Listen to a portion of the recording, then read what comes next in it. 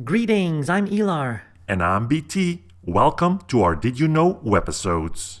In this webisode, we will talk about water sealing, IP rating, and temperature range of the Euromold connectors. So let's get to it.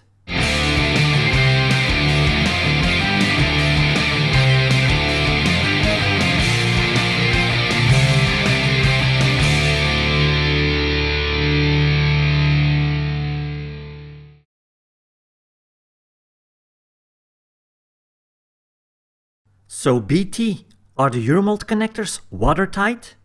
Yes, these EPDM connectors are completely watertight. No ingress is possible at the bushing interface, rear interface, or cable entrance of the connector. Furthermore, the cable adapter provides water sealing of the cable itself. In case of copper wire screen, water sealing mastic is applied on the cable jacket. Therefore, the IP rating of the Euromold connectors is IP67. This means that the connectors are completely dust-tight and suitable for immersion in water of 1 meter depth or less. And if you were wondering what the temperature range is of these Euromold connectors, well, they can operate from minus 60 degrees to 130 degrees Celsius.